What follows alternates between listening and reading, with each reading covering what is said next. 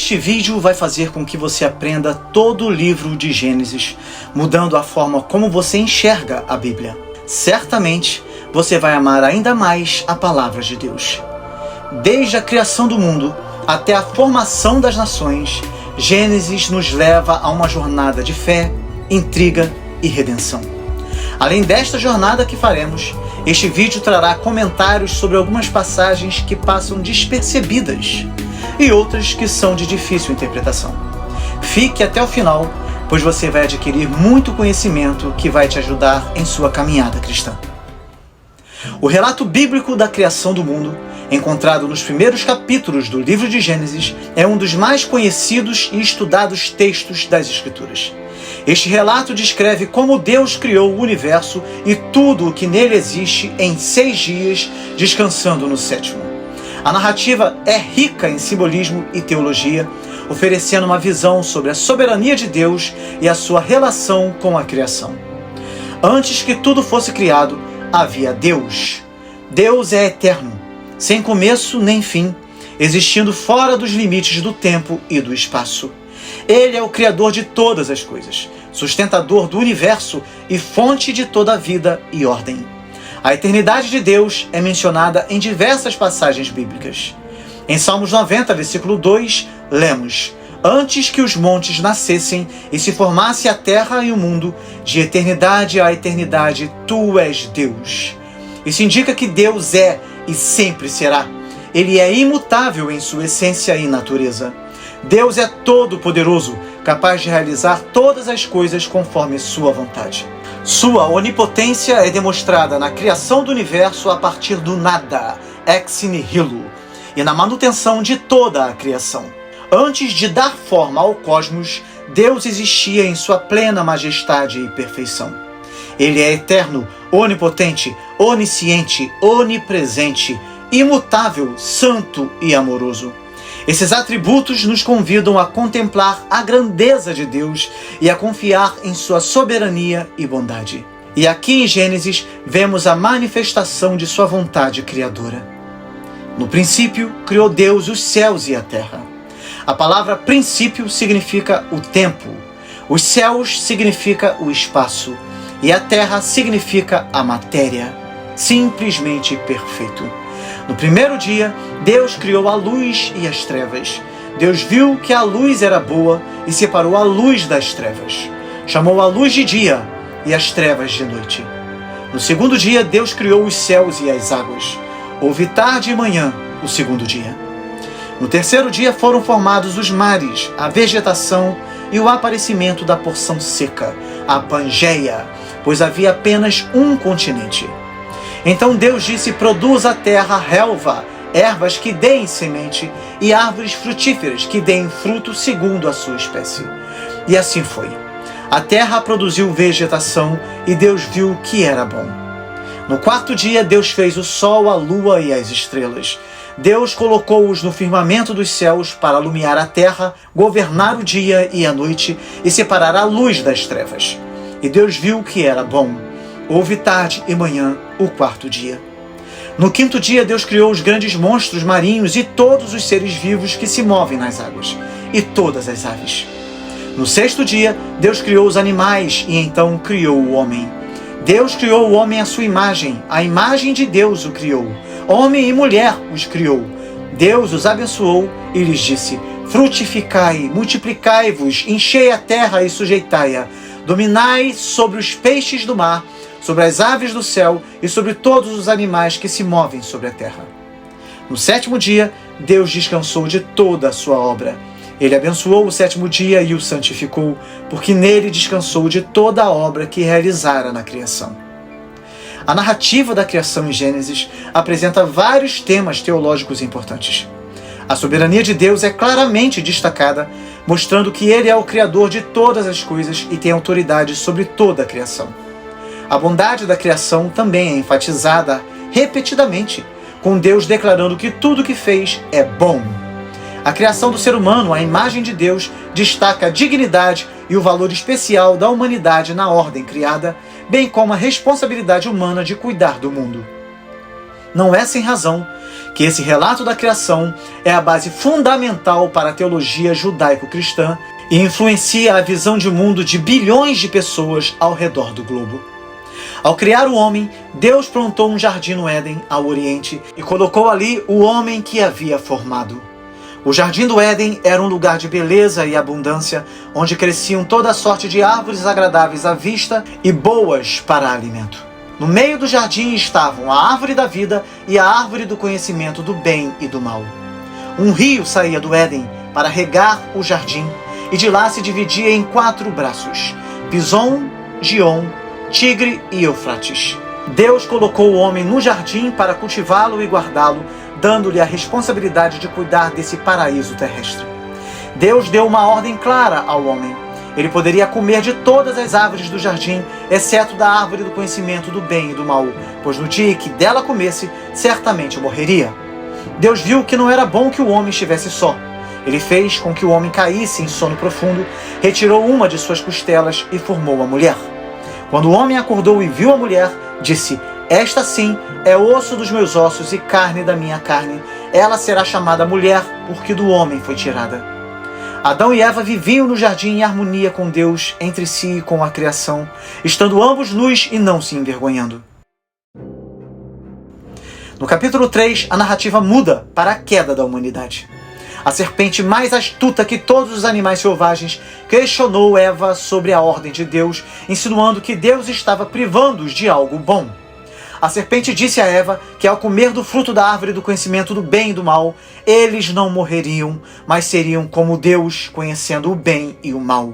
Eva, vendo que a árvore era boa para se comer, agradável aos olhos e desejável para dar entendimento, tomou do fruto e comeu. Ela também deu a seu marido, que estava com ela, e ele comeu. Imediatamente os olhos de ambos se abriram e eles perceberam que estavam nus. Costuraram folhas de figueira para cobrir a si mesmos. Quando ouviram a voz de Deus andando no jardim ao entardecer, esconderam-se entre as árvores. Deus chamou o homem e perguntou onde ele estava. Adão respondeu que ouviu a voz de Deus e teve medo porque estava nu. Então se escondeu. Deus perguntou quem lhe havia contado que estava nu e se ele havia comido da árvore proibida. Adão culpou a mulher que Deus lhe havia dado e Eva culpou a serpente. Deus pronunciou as consequências da desobediência.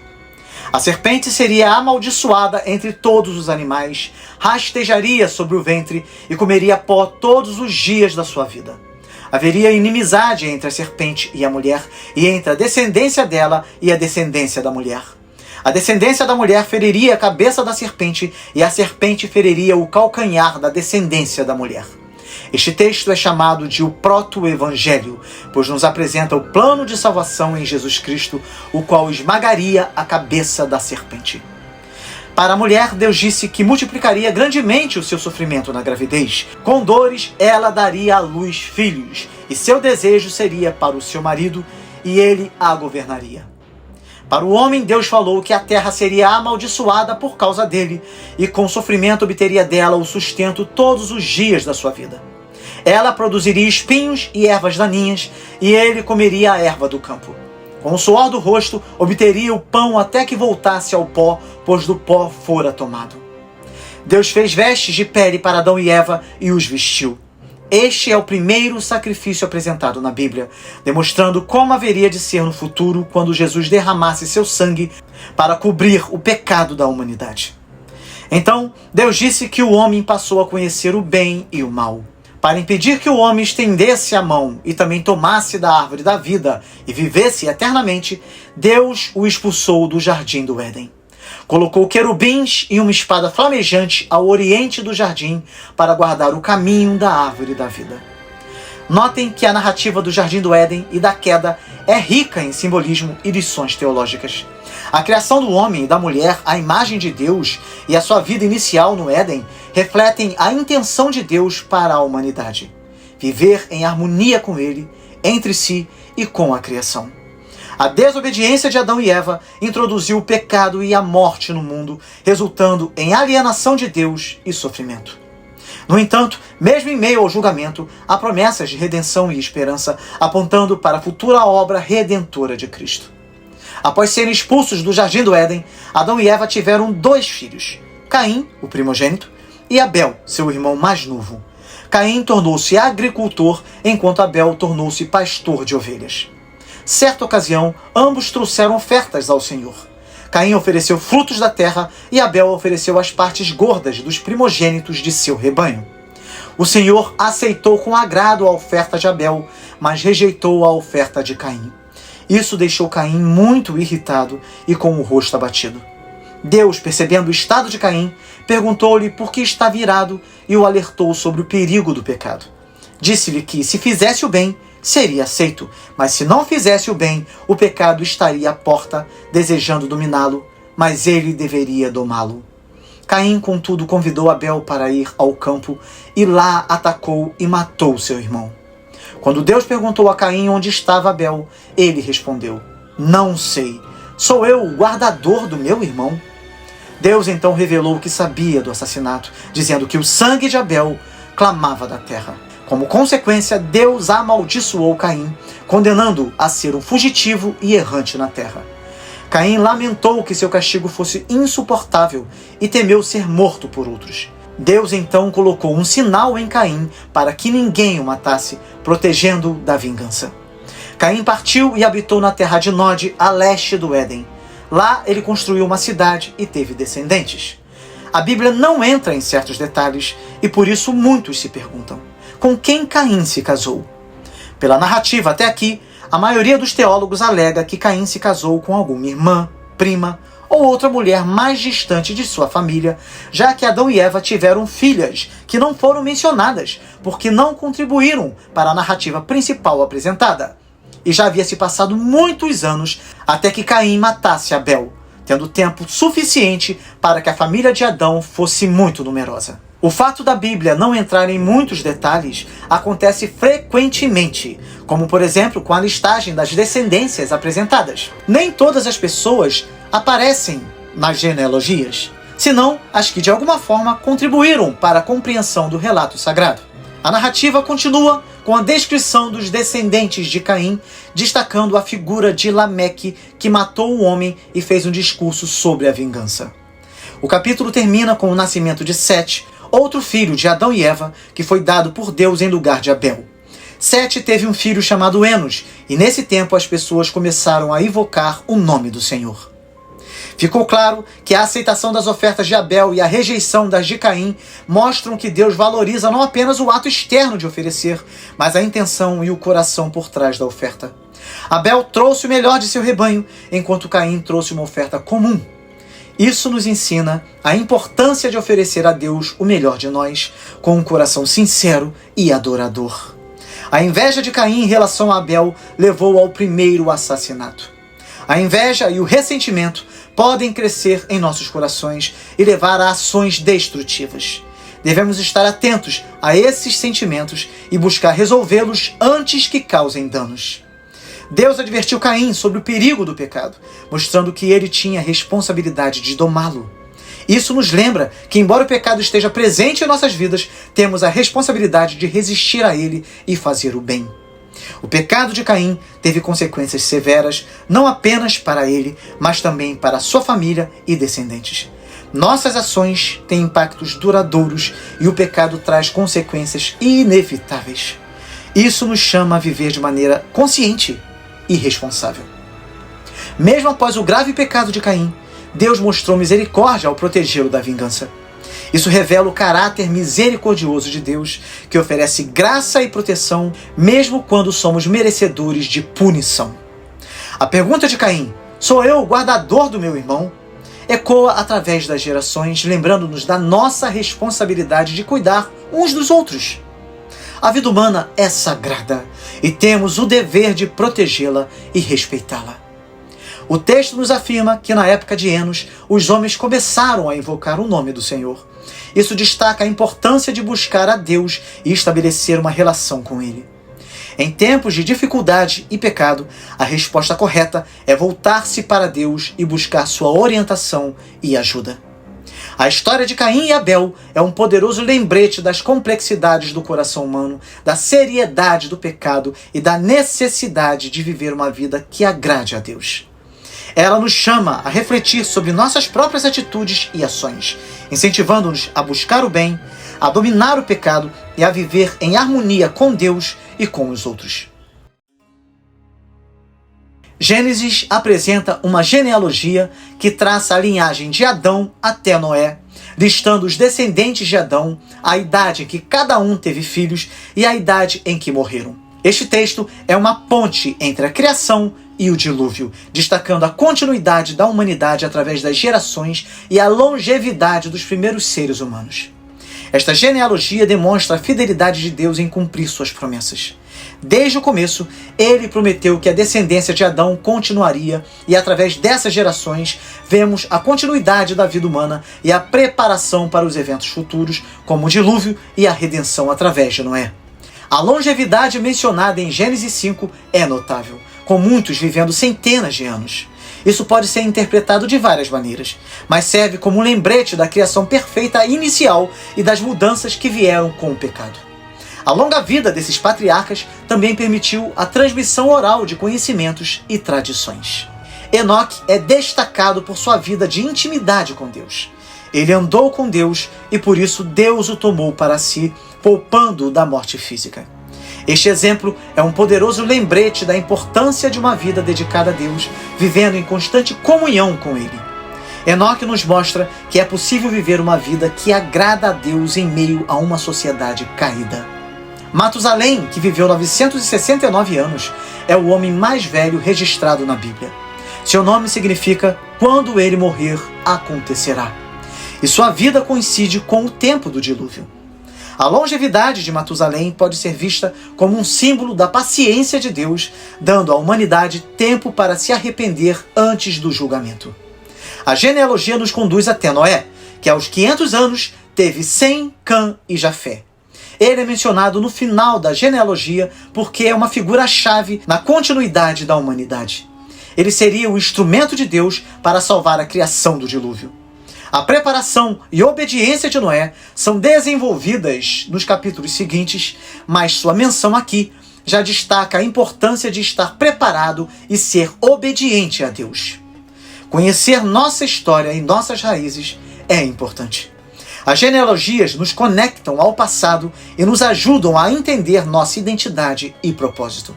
Da mesma forma, conhecer nossa herança espiritual nos fortalece na fé.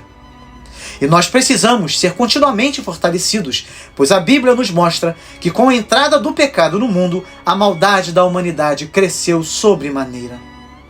As pessoas se tornaram extremamente corruptas e violentas, e seus pensamentos eram continuamente maus.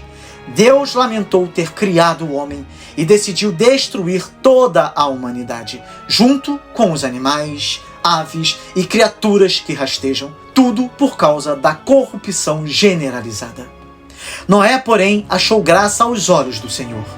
Noé era um homem justo, íntegro entre o povo de sua época e andava com Deus. Deus revelou a Noé seu plano de destruir toda a carne através de um dilúvio. Deus instruiu Noé a construir uma arca de madeira de cipreste, dando-lhe medidas específicas. Noé deveria trazer para a arca sua família e pares de todos os animais lhe seriam conduzidos até a arca por Deus. E Noé também deveria prover os alimentos suficientes para todos. Noé obedeceu a todas as instruções de Deus, e quando a arca estava pronta, Deus ordenou que Noé, sua família e os animais entrassem na arca. Noé tinha 600 anos quando o dilúvio começou. Choveu por 40 dias e 40 noites, e as águas prevaleceram por 150 dias, cobrindo todas as montanhas e destruindo toda a vida na terra, exceto os que estavam na arca. Deus lembrou-se de Noé e de todos os que estavam com ele na arca. Deus fez um vento soprar sobre a terra e as águas começaram a baixar. O dilúvio foi a maior catástrofe que este mundo já viu. A Pangeia, que era o único continente presente nessa época, se rompeu, veio a se tornar os continentes que conhecemos atualmente, porque os abismos, a terra, se abriu e as águas que estavam embaixo da terra foram lançadas da superfície. E as águas acima do firmamento caíram sobre a terra. Até nesta ocasião, não há nenhum relato de que havia chovido sobre a terra, pois o clima era de perfeita harmonia, proporcionando ao homem uma vida longa e saudável. Deus lembrou-se de Noé e de todos os que estavam com ele na arca. Deus fez um vento soprar sobre a terra e as águas começaram a baixar. A arca repousou nas montanhas de Ararat no 7º mês. Noé enviou um corvo que continuou a voar até que as águas secaram. Depois enviou uma pomba que retornou com uma folha de oliveira, indicando que as águas haviam diminuído. Após enviar a pomba novamente e ela não retornar, Noé soube que a terra estava seca. Deus então ordenou que Noé saísse da arca com sua família e todos os animais. Noé construiu um altar ao Senhor e ofereceu sacrifícios de animais puros. Deus aceitou o sacrifício e prometeu nunca mais amaldiçoar a terra por causa do homem, nem destruir todos os seres vivos com um dilúvio. Deus abençoou Noé e seus filhos, dizendo-lhes para serem fecundos, multiplicarem-se e encherem a terra. Deus estabeleceu uma aliança com Noé e seus descendentes e todos os seres vivos. Ele prometeu que nunca mais destruiria a terra com um dilúvio e colocou o arco-íris nas nuvens como sinal dessa aliança eterna. Noé plantou uma vinha, fez vinho e ficou embriagado. Cã, um de seus filhos, viu a nudez de seu pai e contou aos seus irmãos, Sem e Jafé, que respeitosamente cobriram Noé sem olhar para ele. Ao acordar, Noé amaldiçoou Canaã, filho de Cã, e abençoou Sem e Jafé. A história do dilúvio destaca tanto a justiça quanto a graça de Deus. Deus julgou a maldade e a corrupção da humanidade com um dilúvio devastador, mas também mostrou graça ao salvar Noé e sua família. Isso nos lembra que, embora Deus seja justo e não tolere o pecado, Ele também é misericordioso e oferece salvação. Noé é um exemplo notável de obediência e fé. Ele seguiu meticulosamente as instruções de Deus para construir a arca, mesmo sem entender completamente o que estava por vir. Sua obediência nos desafia a confiar em Deus e seguir suas orientações, mesmo quando enfrentamos situações difíceis ou desconhecidas. Durante o dilúvio, Deus protegeu Noé, sua família e os animais na arca. Isso nos lembra que Deus cuida daqueles que lhe são fiéis e que podemos confiar em sua proteção em meio às tempestades da vida. Após o dilúvio, Deus deu à humanidade um novo começo e fez uma aliança com Noé. O arco-íris, como sinal da aliança, nos lembra da fidelidade de Deus e de suas promessas. Sempre que enfrentamos dificuldades, podemos nos lembrar que Deus é fiel e cumpre suas promessas. Deus abençoou Noé e seus filhos, dando-lhes a responsabilidade de encher e governar a terra. Isso nos lembra que somos chamados a cuidar da criação de Deus e viver de maneira que reflita suas bênçãos. A história da embriaguez de Noé e a reação de seus filhos ensina sobre a importância de respeito e humildade. Cã foi desrespeitoso ao expor a nudez de seu pai, enquanto Sem e Jafé mostraram respeito ao cobri-lo. Devemos tratar os outros com dignidade e respeito, especialmente em momentos de fraqueza. O texto de Gênesis continua nos trazendo a tabela das nações e descreve as genealogias dos filhos de Noé, Sem, Cã e Jafé. Esse texto fornece uma visão das origens das nações que se espalham pela terra após o dilúvio, demonstrando como a humanidade se diversificou e se espalhou. Esta tabela de nações não é apenas um registro genealógico, mas um testemunho da diversidade e unidade da raça humana, bem como da fidelidade de Deus às suas promessas. Ao refletirmos sobre essas genealogias, somos chamados a apreciar nossa história comum, a viver de maneira justa e a reconhecer o papel de cada nação no plano divino.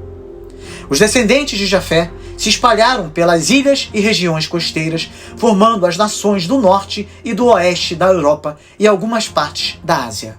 Os descendentes de Cã se estabeleceram principalmente na África e no Oriente Médio. Cã teve 4 filhos: Cuxi, Misraim, Puti e Canaã. Nimrod, neto de Cuxi, foi o primeiro poderoso na terra. Ele foi um grande caçador e construiu várias cidades, incluindo Babel, Ereque, Acade e Calné, na terra de Sinear. Ele também construiu Nínive, Reobote-ir, Calá e Rezém. A menção de Nimrod destaca a capacidade humana de organização e construção de civilizações. No entanto, também serve como um lembrete de que o poder e a influência podem ser usados tanto para o bem quanto para o mal. devemos estar atentos à forma como usamos o poder e a autoridade que Deus nos dá. A genealogia de Cã inclui os cananeus que seriam posteriormente amaldiçoados por Noé devido ao pecado de Cã. Isso nos lembra que nossas ações podem ter consequências duradouras para nossas famílias e descendentes. Devemos viver de maneira justa e responsável, cientes do impacto de nossas escolhas. Os descendentes de Sem formaram as nações do Oriente Médio e da Ásia. A linhagem de Sem é especialmente importante, pois dela vem Abraão, o patriarca do povo de Israel, através do qual todas as nações da terra seriam abençoadas. Isso sublinha a fidelidade de Deus às suas promessas e o papel central de Israel no plano redentor de Deus. A dispersão das nações é um cumprimento da ordem de Deus para encher a terra. A diversidade de nações e línguas resultante da dispersão mostra a providência de Deus na criação de uma humanidade variada e multifacetada. Isso nos lembra que Deus tem um propósito em nossa diversidade e que cada cultura e nação tem um papel no seu plano. No início, toda a terra tinha uma só língua e um só modo de falar. Isso simbolizava a unidade e a coesão da humanidade após o dilúvio. Depois de um tempo, as pessoas migraram para o leste e encontraram uma planície na terra de Sinear, onde decidiram se estabelecer. Eles disseram uns aos outros: "Vamos fazer tijolos e queimá-los bem." Então usaram tijolos em vez de pedras e betume em vez de argamassa. Eles decidiram construir uma cidade e uma torre que alcançasse o céu para tornarem seu nome famoso e para que não fossem espalhados por toda a terra. Deus desceu para ver a cidade e a torre que os homens estavam construindo. Ele disse: "Eis que o povo é um e todos têm uma só língua, e isso é o que começam a fazer. Agora não haverá restrição para tudo que eles intentarem fazer." Para impedir seus planos, Deus decidiu confundir a língua deles, para que não entendessem a linguagem uns dos outros. Devido à confusão das línguas, as pessoas pararam de construir a cidade e foram dispersas sobre toda a face da terra. A cidade passou a ser chamada de Babel, porque ali Deus confundiu a linguagem de toda a terra. Devemos considerar que a construção da Torre de Babel foi um ato de orgulho e rebelião contra Deus. Os homens queriam fazer um nome para si mesmos e alcançar o céu por suas próprias forças, desconsiderando a ordem de Deus para se espalharem e encherem a terra. Este evento nos lembra que o orgulho e a desobediência nos afastam de Deus e de seus propósitos para nós. A unidade e a cooperação mostradas pelo povo ao construir a torre demonstram o potencial da humanidade para realizar grandes feitos quando trabalha junta. No entanto, sem a direção e a bênção de Deus, esses esforços podem ser desviados para objetivos egoístas e rebeldes. Deus é soberano sobre a criação e intervém nos assuntos humanos para cumprir seus propósitos. Ao confundir as línguas e dispersar a humanidade, Deus impediu os planos arrogantes dos homens e assegurou que sua vontade prevalecesse. Isso nos lembra que, por mais que façamos planos, é a vontade de Deus que prevalece. A confusão das línguas na Torre de Babel explica a origem das diversas línguas e culturas do mundo. Embora isso tenha sido uma consequência da desobediência humana, a diversidade resultante pode ser vista como uma expressão da criatividade de Deus e um convite à apreciação e respeito pelas diferenças entre as pessoas. A Torre de Babel nos ensina a importância da humanidade e da dependência de Deus. Em vez de buscar a glória e a realização por nossas próprias forças, devemos reconhecer nossa necessidade de Deus e buscar sua direção em nossos empreendimentos. Após o relato da Torre de Babel, nos é apresentada a genealogia de Sem, filho de Noé, até Terá, pai de Abraão. Este trecho estabelece a linha direta que leva a Abraão, uma figura central na narrativa bíblica, e destaca a continuidade do plano de Deus para a redenção através de uma linhagem específica. Um ponto crucial da narrativa bíblica nos é apresentado com o chamado de Abrão, posteriormente conhecido como Abraão. Este texto é fundamental para entender o desenvolvimento do plano de Deus para a redenção da humanidade, destacando a fé e a obediência de Abraão. Deus disse a Abrão: "Saia da sua terra, do meio dos seus parentes e da casa de seu pai, e vá para a terra que eu lhe mostrarei. Farei de você um grande povo e o abençoarei. Tornarei famoso o seu nome e você será uma bênção. Abençoarei os que o abençoarem, e amaldiçoarei os que o amaldiçoarem. E por meio de você, todos os povos da terra serão abençoados. Abrão obedeceu à chamada de Deus sem saber para onde estava indo. Isso nos desafia a confiar em Deus e a obedecer aos seus comandos, mesmo quando não entendemos completamente seu plano ou quando isso exige que deixemos nossa zona de conforto. Deus fez promessas significativas a Abrão. Uma grande nação, bênçãos, um nome famoso, proteção divina e que todas as nações seriam abençoadas através dele. Essas promessas mostram que Deus tem planos grandiosos para aqueles que seguem sua vontade. Podemos confiar que Deus tem propósito para nossas vidas e que suas promessas são verdadeiras. Aos 75 anos, Abrão partiu de Harã levando sua esposa Sarai, que mais tarde veio a ser chamada Sara. Seu sobrinho Ló também partiu com ele, assim como todos os bens que possuíam e as pessoas que haviam adquirido em Harã. Eles chegaram à terra de Canaã. Deus apareceu a Abrão e disse: "A sua descendência darei esta terra." Abrão construiu um altar ao Senhor em Siquém. Depois se mudou para o leste de Betel, onde armou sua tenda, construiu outro altar e invocou o nome do Senhor. Abrão construiu altares ao Senhor em vários lugares, o que simboliza sua devoção e adoração a Deus. Os altares eram locais de sacrifício e comunhão com Deus. Isso nos lembra da importância de termos momentos e lugares dedicados à adoração e ao relacionamento com Deus em nossas vidas. Tempos depois, houve uma fome na terra, e Abrão desceu ao Egito para viver lá por um tempo. Com medo de que os egípcios o matassem por causa da beleza de Sarai, ele pediu a ela que dissesse que era sua irmã.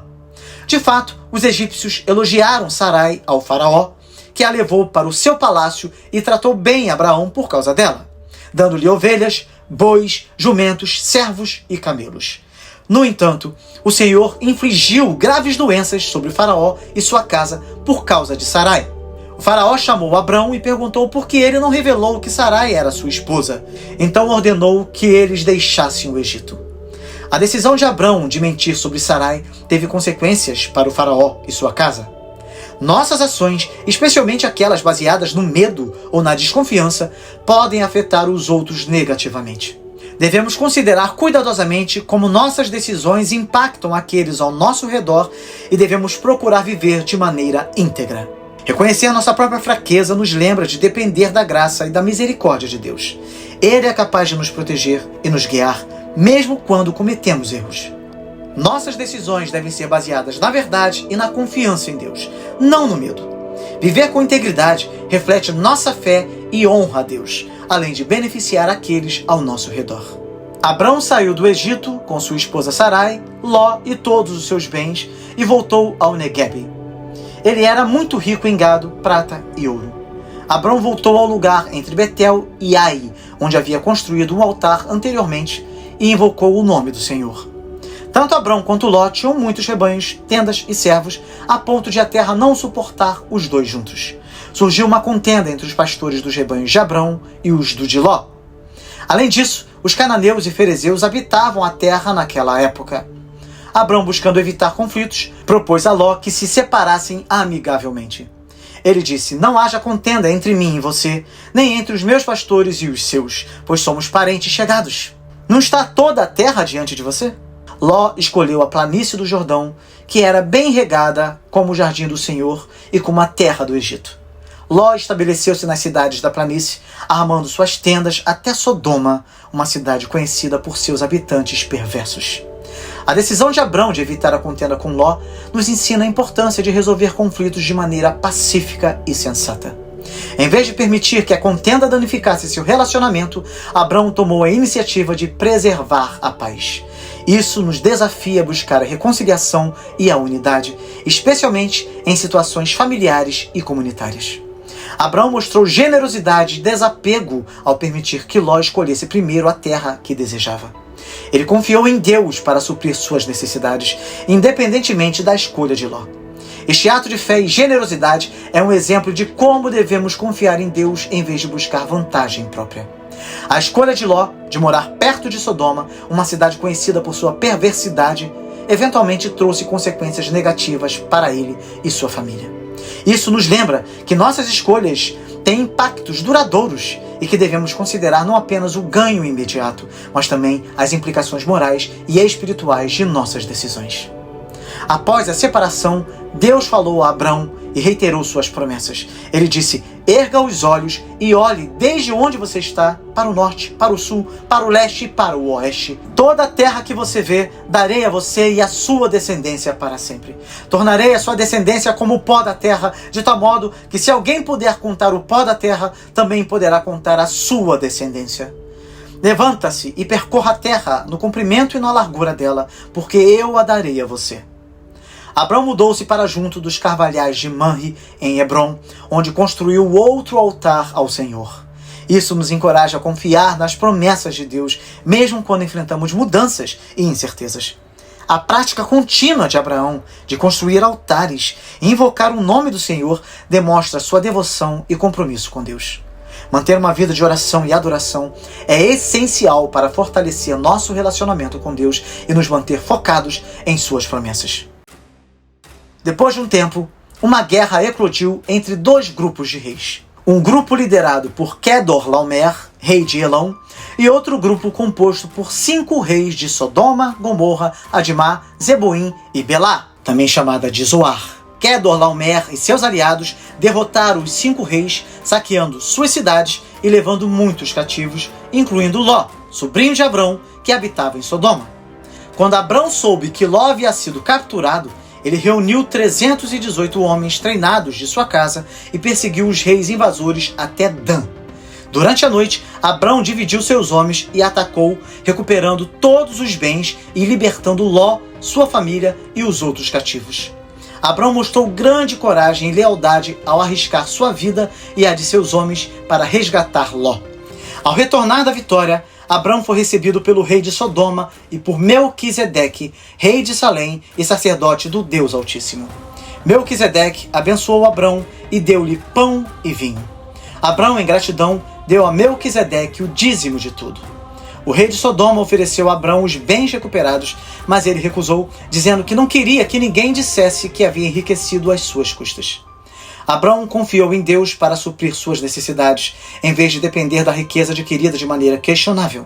Isso nos desafia a confiar em Deus para nossas provisões e a agir com generosidade e integridade.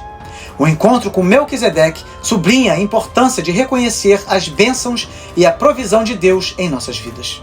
Melquisedeque, como sacerdote, abençoou Abrão em nome do Deus Altíssimo, lembrando-nos de que nossas vitórias e bênçãos vêm de Deus. Depois desses eventos, Deus falou a Abrão em uma visão, dizendo-lhe para não temer, pois ele era seu escudo e sua grande recompensa. Abrão expressou sua preocupação por não ter filhos e perguntou como as promessas de Deus seriam cumpridas. Deus respondeu que Abrão teria um filho de seu próprio corpo e que seus descendentes seriam tão numerosos quanto as estrelas do céu. Abrão creu em Deus e isso lhe foi creditado como justiça. Deus reiterou sua promessa de dar a Abrão a terra de Canaã. Em um ritual de aliança, Deus instruiu Abrão a trazer animais para um sacrifício. Após Abrão cortar os animais ao meio, um sono profundo caiu sobre ele e Deus revelou que seus descendentes seriam estrangeiros em uma terra que não era deles, seriam escravizados e oprimidos por 400 anos, mas sairiam com grandes bens. Deus selou sua promessa passando entre os pedaços dos animais em forma de um forno fumegante e uma tocha de fogo. A fé de Abrão em Deus, mesmo sem ver o cumprimento imediato das promessas, foi considerada justa. Isso nos ensina que a fé é fundamental em nosso relacionamento com Deus.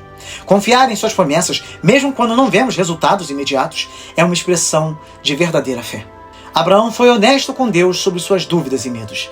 Essa transparência é um exemplo de como devemos trazer nossas preocupações a Deus em oração, confiando que Ele nos ouvirá e responderá. A visão de Deus sobre a opressão futura dos descendentes de Abrão e sua libertação subsequente nos ensina sobre a necessidade de paciência e perseverança. Mesmo quando enfrentamos dificuldades, podemos confiar que Deus está trabalhando para cumprir suas promessas no tempo certo. Sarai, a esposa de Abrão, não tinha filhos e, desesperada para dar um herdeiro ao marido, ofereceu sua serva egípcia Agar para que Abrão tivesse um filho com ela. Abrão concordou e Agar concebeu. No entanto, Ao perceber que estava grávida, Agar começou a desprezar Sarai, levando Sarai a tratar Agar com dureza, o que fez com que Agar fugisse. Enquanto fugia, Agar encontrou um anjo do Senhor junto a uma fonte no deserto. O anjo lhe disse para retornar a Sarai e se submeter a ela, prometendo que sua descendência seria numerosa. O anjo também anunciou que Agar daria à luz um filho, Ismael, cujo nome significa Deus ouve, porque Deus ouviu sua aflição. Agar chamou o Senhor de Tu és o Deus que me vê. Agar voltou a Sarai e mais tarde deu à luz a Ismael. O encontro de Agar com o anjo do Senhor revela que Deus vê nosso sofrimento e ouve nossas aflições. Ele cuida de todos independentemente de sua situação e oferece conforto e direção. Quando Abrão tinha 99 anos, Deus apareceu a ele e reafirmou sua aliança, mostrando que ele é fiel em cumprir suas promessas. Deus mudou o nome de Abrão para Abraão, que significa pai de muitos, e prometeu que ele seria pai de muitas nações e reis viriam de sua descendência. Deus também prometeu dar a terra de Canaã a Abrão e seus descendentes como possessão eterna. Deus instituiu a circuncisão como sinal da aliança entre ele e Abraão. Todos os homens entre os descendentes de Abraão, assim como os escravos nascidos ou comprados em sua casa, deveriam ser circuncidados. Este seria um sinal perpétuo da aliança de Deus com Abraão e seus descendentes. Deus também mudou o nome de Sarai para Sara, prometendo que ela daria à luz um filho, Isaque, que significa ele ri. Abraão riu, questionando como ele e Sara, sendo velhos, poderiam ter um filho. Deus confirmou que Sara daria à luz Isaque e que sua aliança seria estabelecida com ele. Deus também prometeu abençoar Ismael, fazendo dele uma grande nação. A promessa de Deus para Ismael, apesar de não ser o filho da promessa, mostra que Deus tem um plano e um propósito para todos. Isso nos lembra que todos são importantes para Deus e que Ele trabalha em todas as situações para cumprir seus propósitos.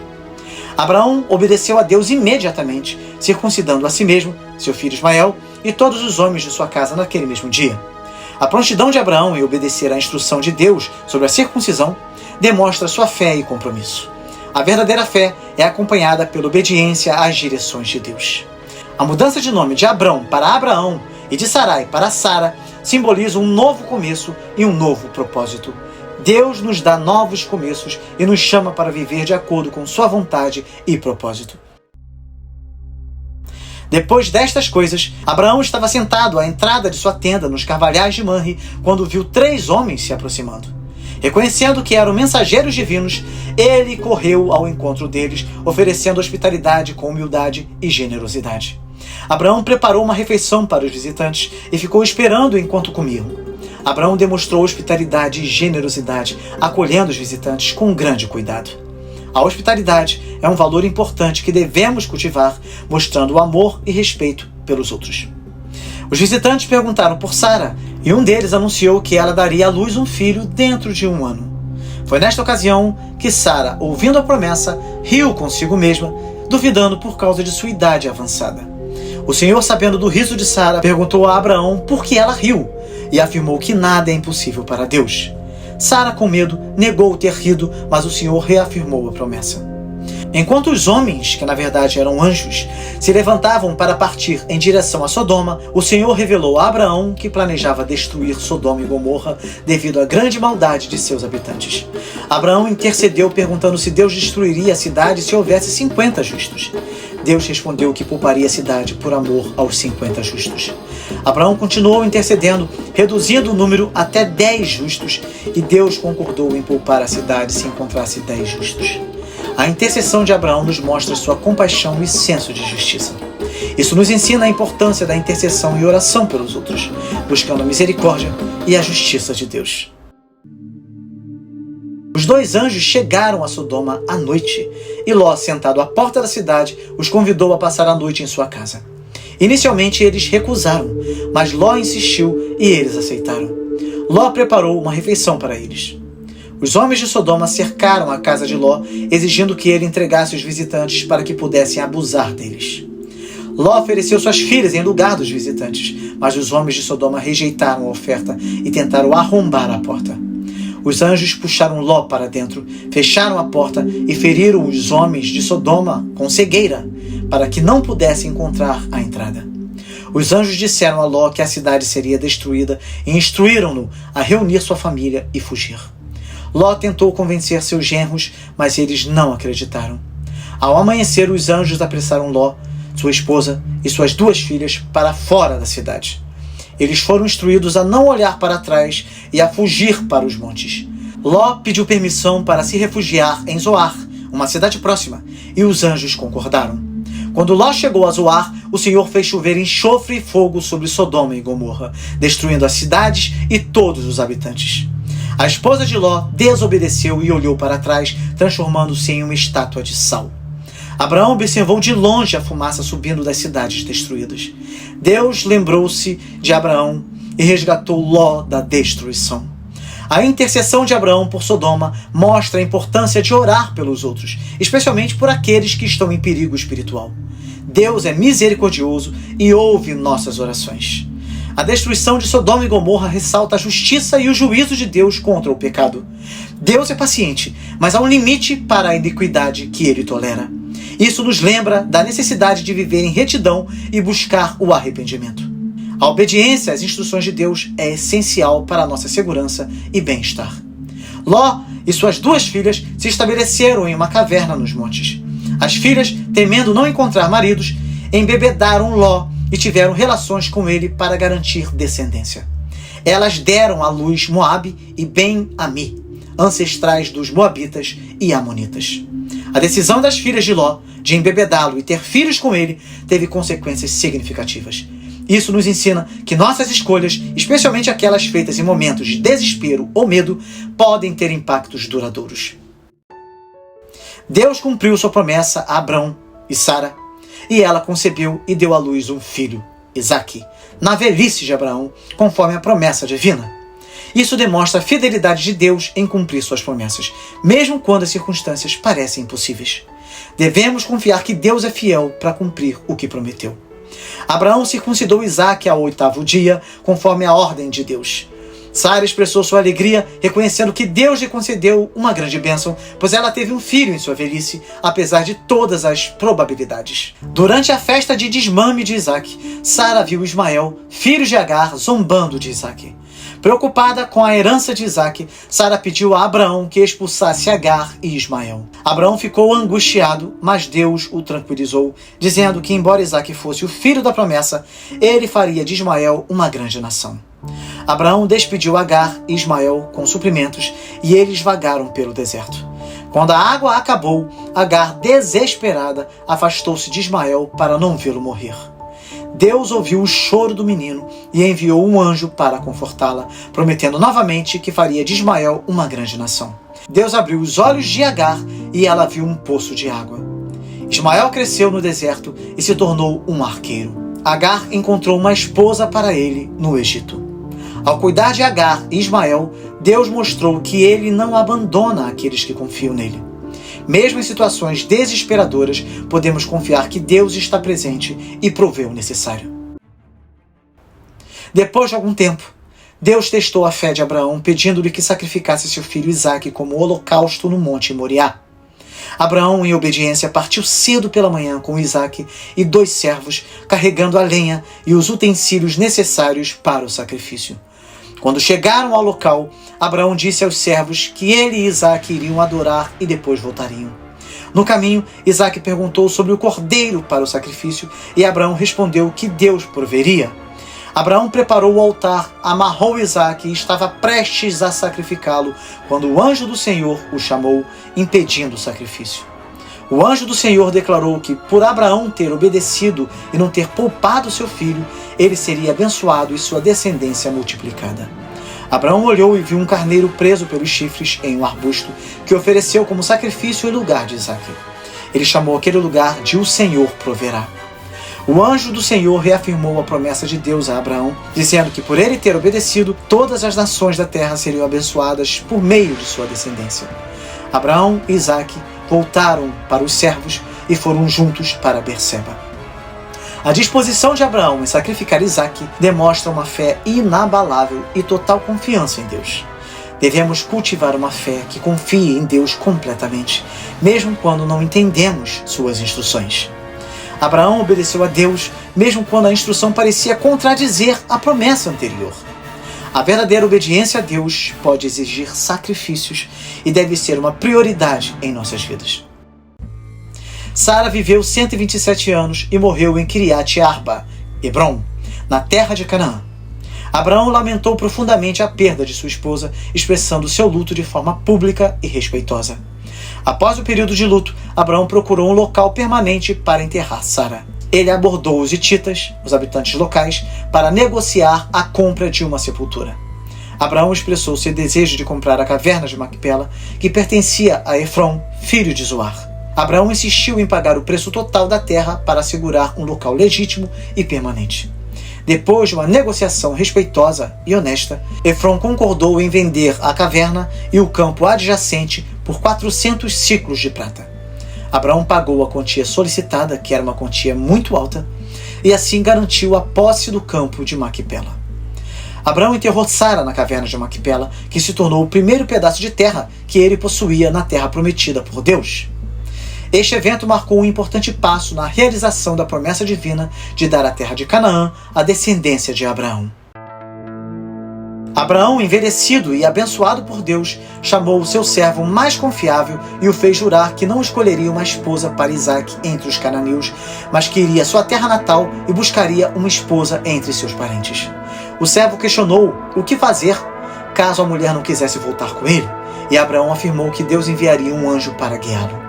Abraão enfatizou que Isaque não deveria voltar à terra de seus antepassados. O servo partiu para a cidade de Naor e orou para que Deus o guiasse ao encontrar a mulher certa para Isaque.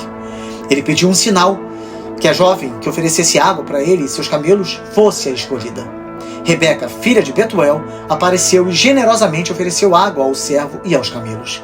Reconhecendo o sinal, o servo deu presentes a Rebeca e perguntou sobre sua família. Rebeca o convidou para a casa de seu pai.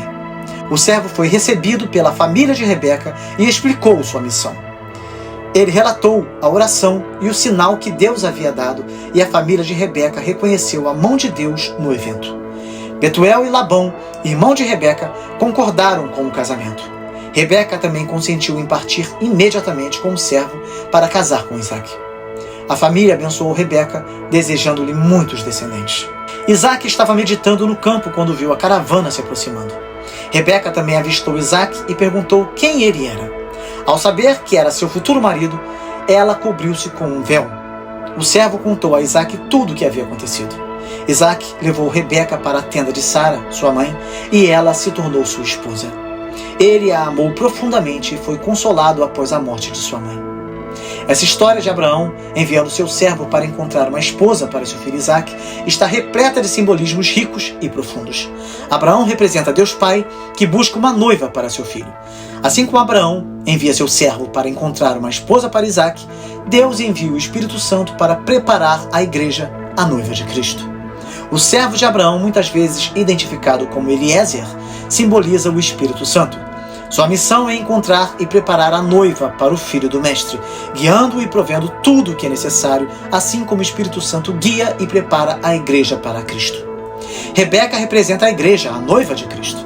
Sua prontidão em deixar sua casa e seguir o servo simboliza a disposição dos crentes em seguir a orientação do Espírito Santo e se unir a Cristo. Os presentes que o servo dá a Rebeca e sua família simbolizam os dons e frutos do Espírito Santo dados aos crentes como parte da nova aliança com Cristo. O poço onde Rebeca é encontrada simboliza a vida espiritual e a água viva que Cristo oferece. É um lugar de encontro e providência, assim como Cristo é a fonte de água viva para os crentes. A jornada de Rebeca para a terra de Isaque simboliza a jornada de fé que os crentes fazem em direção a Cristo. É um caminho de confiança, guiado pelo Espírito Santo, até encontrarmos nosso noivo celestial. Notem que assim como o servo de Abraão confiou em Deus para guiá-lo na escolha da esposa para Isaque, nós também devemos buscar a orientação de Deus em nossas decisões importantes, confiando que Ele nos guiará. É realmente impressionante a rica tapeçaria de simbolismos que apontam para o relacionamento de Deus com seu povo e a preparação da igreja como a noiva de Cristo.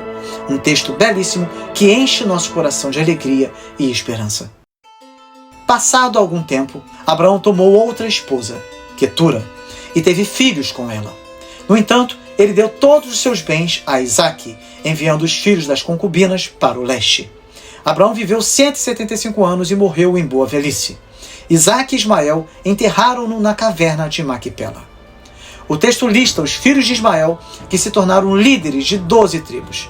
Ismael viveu 137 anos e morreu, e seus descendentes habitaram desde Avilá até Sur.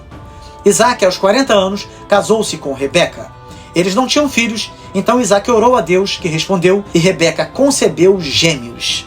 Durante a gravidez, Rebeca sentiu grande desconforto e buscou a Deus, que revelou que 2 nações estavam em seu ventre e que o mais velho serviria ao mais novo. A profecia sobre Esaú e Jacó mostra que Deus tem um propósito e um plano, mesmo antes do nascimento. Devemos confiar na soberania de Deus sobre nossas vidas. Esaú nasceu primeiro, seguido por Jacó, que segurava o calcanhar de Esaú. Esaú tornou-se caçador, enquanto Jacó era mais tranquilo, preferindo ficar em casa. Isaque amava Esaú e Rebeca amava Jacó. Esaú voltou faminto de uma caçada e pediu a Jacó um pouco de ensopado. Jacó aproveitou a oportunidade e pediu que Esaú vendesse seu direito de primogenitura em troca da comida. Esaú, desprezando seu direito de primogenitura, aceitou o acordo, mostrando um descaso pelas coisas espirituais em favor do imediato. Houve uma fome na terra, e Isaque foi para Gerar, onde o Senhor apareceu a ele e reiterou as promessas feitas a Abraão, prometendo abençoar Isaque e multiplicar sua descendência. Isso nos mostra que Deus é fiel de geração em geração. Podemos confiar nas promessas de Deus para nossas vidas. Isaque, temendo por sua vida, disse que Rebeca era sua irmã, assim como Abraão havia feito com Sara. Abimeleque descobriu a verdade e advertiu seu povo a não tocar em Rebeca, assegurando a segurança de Isaque e Rebeca. A mentira de Isaque sobre Rebeca trouxe complicações. A honestidade e a integridade são essenciais em nossas relações com os outros. Isaque plantou e colheu 100 vezes mais, tornando-se muito rico. Isso provocou inveja dos filisteus, que entulharam os poços cavados pelos servos de Abraão. Abimeleque pediu que Isaque saísse de sua terra. Isaque se mudou e cavou novos poços, enfrentando disputas, mas finalmente encontrou um lugar onde não houve contenda e chamou-o de Reobote. Deus apareceu a Isaque em Berseba, reiterando suas promessas. Isaque construiu um altar e invocou o nome do Senhor. Abimeleque veio a Isaque para fazer uma aliança de paz, reconhecendo que o Senhor estava com ele. Isaque concordou e eles fizeram um banquete e um juramento. Esaú, por sua vez, casou-se com 2 mulheres hititas, o que trouxe desgosto a Isaque e Rebeca. Isaque, já idoso e quase cego, decidiu abençoar Esaú, seu filho mais velho, antes de morrer. Rebeca, sabendo que Deus havia prometido que o filho mais novo, Jacó, seria o mais importante, planeja um engano. Ela instruiu Jacó a se disfarçar como Esaú para receber a bênção paterna. Isaque, enganado pelo disfarce e pelo sabor da caça trazida por Jacó, abençoou Jacó com a bênção da primogenitura. Quando Esaú retornou e descobriu o engano, ele ficou furioso e ameaçou matar Jacó após a morte de Isaque. Rebeca, preocupada com a segurança de Jacó, aconselhou-o a fugir para a casa de Labão, seu tio, em Harã. Isaque enviou Jacó com sua bênção e instruções para encontrar uma esposa entre seus parentes. O engano de Jacó e Rebeca resultou em conflito e divisão familiar. Devemos aprender que as ações enganosas têm consequências mesmo quando feitas com boas intenções percebidas. Jacó partiu para Harã e no caminho parou para descansar em Betel.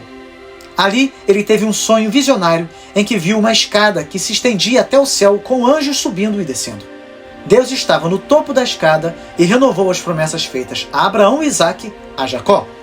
Jacó acordou reconhecendo o lugar como a casa de Deus e ergueu uma coluna em adoração.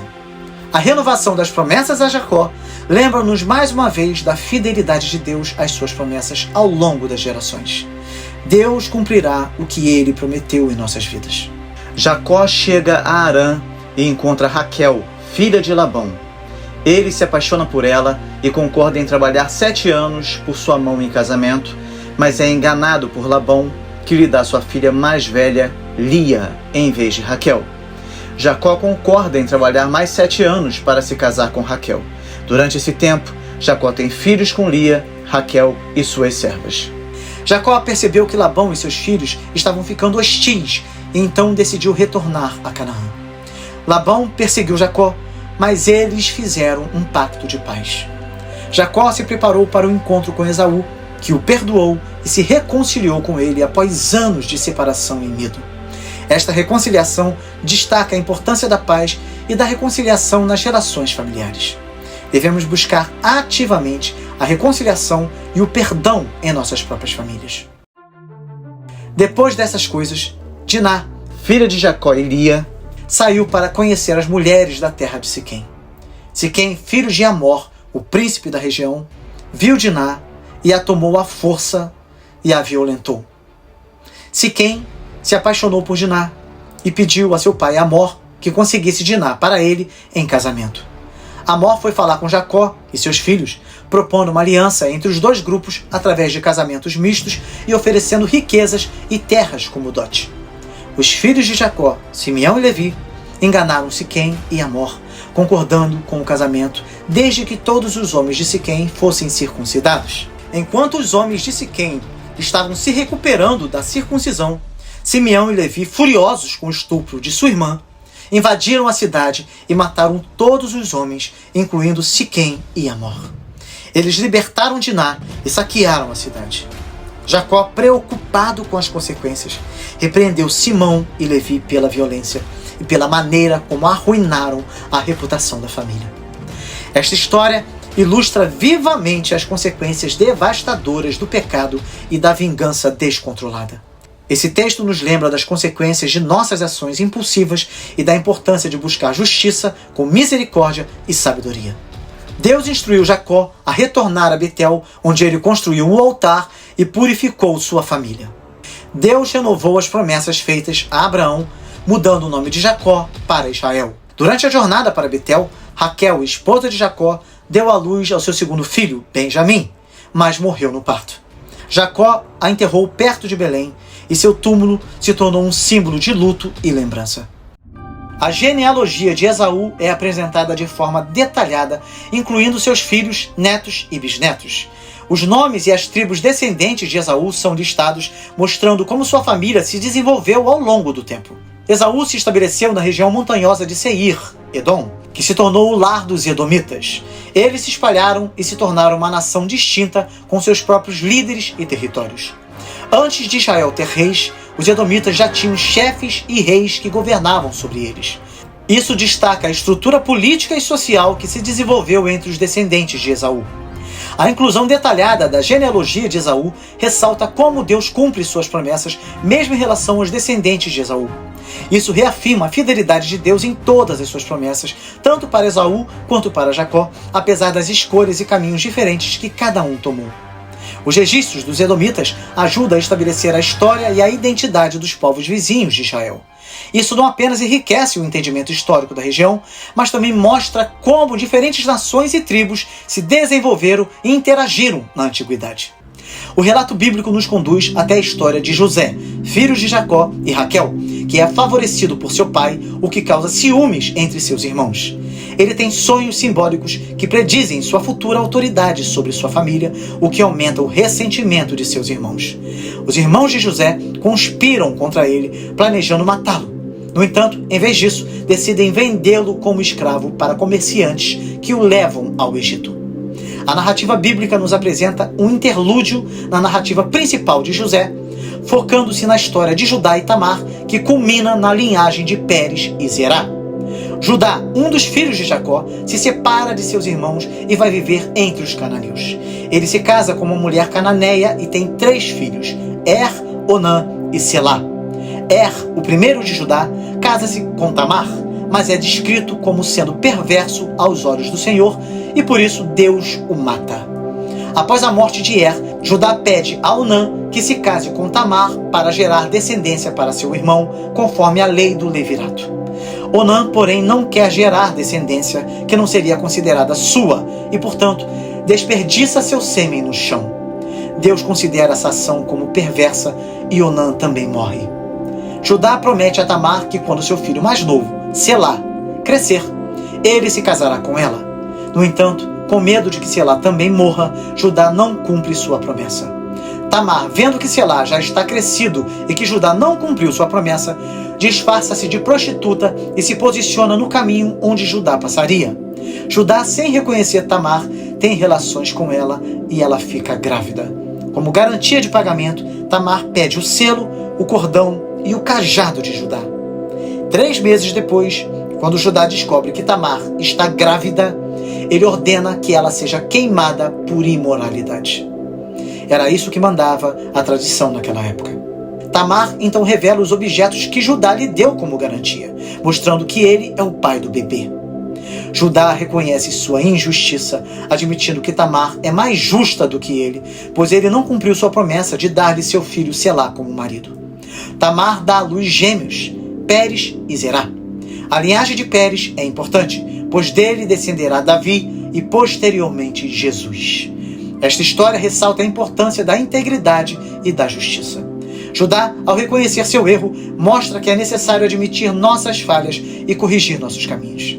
Deus intervém diretamente nas ações dos personagens, punindo a maldade de Er e Onã e permitindo que a linhagem messiânica seja preservada através de Tamar e Pérez. Tamar demonstra coragem e determinação ao tomar medidas drásticas para assegurar seus direitos e a continuidade da linhagem de seu falecido marido. Isso pode ser visto como uma forma de lutar por justiça em um sistema que a negligenciou. A Bíblia retoma a história de José, que é vendido a Potifar, oficial de Faraó, e se torna responsável por sua casa. Ele é tentado pela esposa de Potifar, mas se recusa a pecar contra Deus, o que resulta em sua prisão injusta. José interpreta os sonhos do copeiro e do padeiro do faraó na prisão, predizendo o retorno do copeiro à sua posição e a execução do padeiro. José é chamado para interpretar o sonho de Faraó sobre 7 anos de abundância, seguidos por 7 anos de fome no Egito. Ele aconselha Faraó a preparar-se, armazenando comida durante os anos de abundância. Impressionado com a sabedoria de José, Faraó o nomeia governador do Egito, encarregado de preparar o país para a fome iminente. Devido à fome que assolava Canaã, Jacó envia seus filhos, exceto Benjamim, ao Egito para comprar alimentos. Lá, eles encontram José, que agora é um alto funcionário egípcio, mas não o reconhecem. José os testa, acusando-os de serem espiões e retendo Simeão como garantia até que tragam Benjamim na próxima visita. Os irmãos retornam a Canaã com alimentos, mas descobrem que o dinheiro pago pelos grãos foi misteriosamente devolvido em seus sacos. Eles ficaram apreensivos, temendo que sejam acusados de roubo. Devido à persistente fome em Canaã, Jacó relutantemente concorda em enviar Benjamim ao Egito com seus irmãos para comprar mais grãos. Eles levam presentes e o dobro do dinheiro necessário para compensar o que havia sido devolvido na primeira viagem. José, emocionado ao ver seu irmão caçula Benjamim, organiza um banquete para seus irmãos. Durante o banquete, José continua a esconder sua identidade, observando o comportamento de seus irmãos e testando sua sinceridade. José coloca seu copo de prata no saco de Benjamim e acusa seus irmãos de roubo.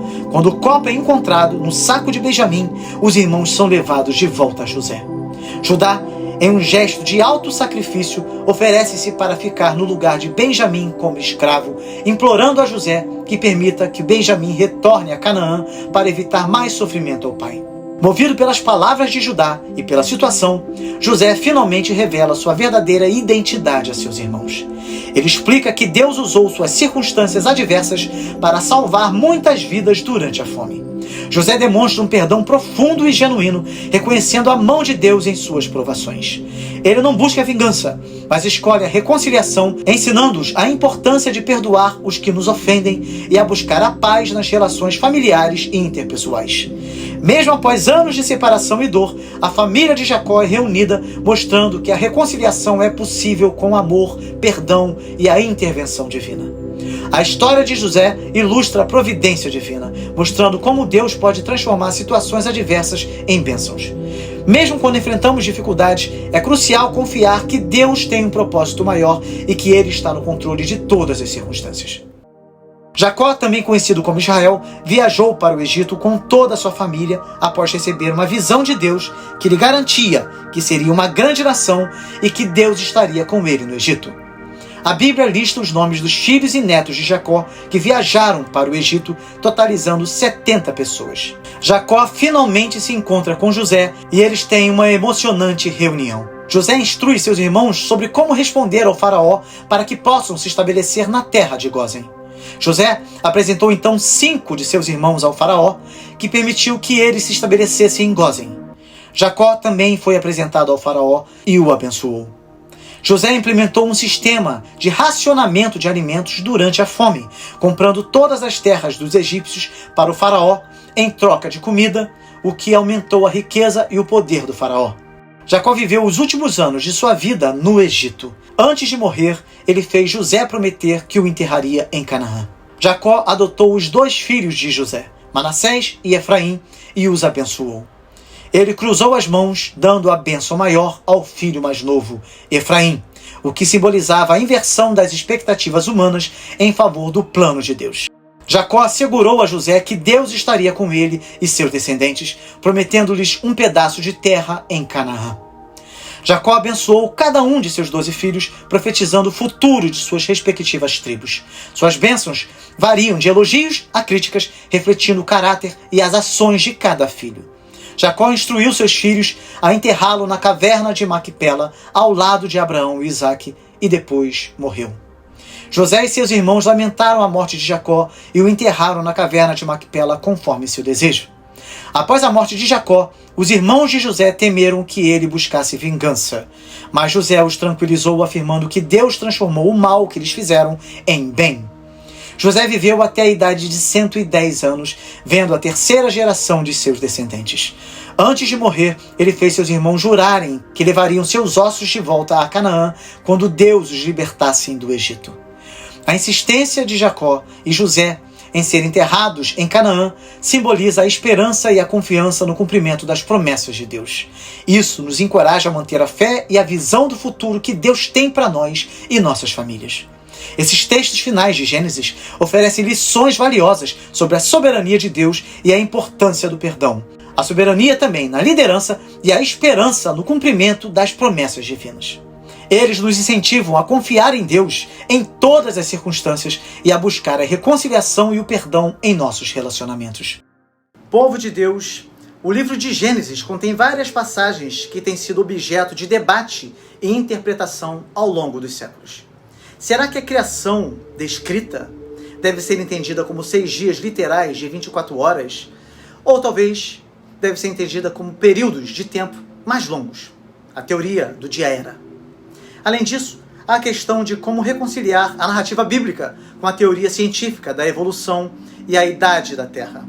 Algumas interpretações tentam harmonizar os 2 relatos da criação em Gênesis 1 e 2, enquanto outras veem as narrativas como complementares, cada uma destacando diferentes aspectos da criação. Nesta série, eu fiz 4 vídeos mostrando a opinião de 4 cientistas cristãos que defendem cada um uma interpretação diferente acerca de como Deus criou tudo que existe. 4 interpretações possíveis. Assista os vídeos e veja qual interpretação você acha que faz mais sentido. Outro texto de difícil interpretação é o de Gênesis 6, versículos de 1 a 4, acerca dos filhos de Deus e as filhas dos homens. Quem são os filhos de Deus que se casaram com as filhas dos homens? As interpretações variam. Alguns dizem que os filhos de Deus são anjos caídos e que esses anjos caídos geraram os nefilins. Outros dizem que os filhos de Deus são os descendentes de Sete, a linha piedosa, e assim as filhas dos homens seriam os descendentes de Caim, a linha ímpia. A interpretação mais comum na tradição cristã antiga é a que os filhos de Deus eram anjos caídos. Isso levanta questões sobre a natureza dos anjos e sua capacidade de interagir fisicamente com os humanos. Tudo isso foi explicado em detalhes na série Gênesis aqui no canal. Outro texto de difícil interpretação é o da maldição de Canaã, em Gênesis 9. Após Noé amaldiçoar Canaã, o filho de Cã, a interpretação dessa maldição e suas implicações históricas e éticas têm sido controversas. A maldição tem sido erroneamente usada para justificar a escravidão e o racismo. A interpretação correta deve considerar o contexto cultural e histórico e entender que a maldição de Noé não justifica práticas opressivas. A passagem precisa ser, então, interpretada à luz do propósito de Deus na história da redenção. O que dizer, então, do texto sobre o sacrifício de Isaac? A ordem de Deus para que Abraão sacrifique seu filho Isaac é uma das passagens mais perturbadoras da Bíblia. A questão central é a moralidade do pedido de Deus e a fé de Abraão. Esta passagem é frequentemente interpretada como um teste da fé de Abraão e uma prefiguração do sacrifício de Jesus Cristo. A intervenção de Deus, no último momento, demonstra sua rejeição de sacrifícios humanos e sua provisão de um substituto. Outro texto de difícil interpretação é o da luta de Jacó com Deus, em Gênesis 32. A identidade do homem com quem Jacó luta e o significado desta luta têm sido debatidos. O texto sugere que o homem é Deus ou um anjo de Deus. A luta é geralmente interpretada como um símbolo da persistência e transformação de Jacó. Seu novo nome, Israel, significa aquele que luta com Deus e marca um ponto de virada em sua vida. São muitos textos de difícil interpretação, como da destruição de Sodoma e Gomorra, por exemplo. A natureza dos pecados de Sodoma e Gomorra e a severidade da punição divina são questões complexas. A narrativa inclui elementos perturbadores, como a tentativa de abuso sexual dos visitantes e a transformação da esposa de Ló em uma estátua de sal. Tradicionalmente, os pecados de Sodoma e Gomorra são vistos como exemplares de depravação moral extrema, incluindo inhospitalidade e violência sexual. A passagem também sublinha a justiça e a misericórdia de Deus, visto que Ló e sua família são resgatados. O texto sobre a confusão das línguas e a Torre de Babel também é muito interessante. A dispersão dos povos e a confusão das línguas levantam questões sobre a diversidade linguística e cultural e a natureza do pecado associado à construção da torre. A construção da torre é geralmente vista como um símbolo de orgulho e rebelião humana contra Deus. A diversidade de línguas é interpretada como uma medida divina para espalhar a humanidade e impedir a concentração de poder e corrupção. Eu citei apenas certas passagens que representam algumas das muitas áreas de Gênesis que desafiam os intérpretes bíblicos. Cada uma delas requer um exame cuidadoso do contexto histórico, literário e teológico para entender plenamente seu significado e aplicação. Como todo o livro de Gênesis já foi interpretado aqui, versículo por versículo, não precisamos nos ater a estes textos. Mas no próximo vídeo nós falaremos sobre o livro de Êxodo. Faremos uma caminhada ao longo de todo o livro e começaremos a analisar as passagens mais complicadas até que todo o livro tenha sido estudado. E continuaremos fazendo assim, livro por livro, até terminarmos a Bíblia toda. Então, tenham um bom ânimo, pois vocês irão aprofundar muito seus conhecimentos e compreensão da Bíblia e entenderão o contexto histórico, cultural e teológico de cada livro, decifrando passagens complexas e difíceis, com explicações detalhadas, e vocês verão, assim, como os ensinamentos bíblicos podem ser aplicados no seu dia a dia.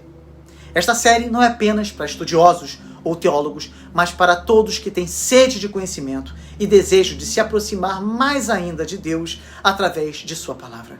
Então, convide seus amigos, familiares e todos que você conhece para se juntarem a nós nessa caminhada de descobertas e crescimento espiritual. Não perca essa oportunidade. Já aproveite para se inscrever no canal agora, se você ainda não é inscrito. Ative as notificações para que você não perca nenhum vídeo aqui que será lançado no nosso canal. Então, porque o nosso conteúdo, além de mudar a forma como você entende a Bíblia, também te dá um pleno conhecimento acerca da história do cristianismo. E isso é uma raridade de se encontrar, tá? É uma exclusividade aqui do canal. Então, que Deus te abençoe muito e até o próximo vídeo, com a graça de Deus.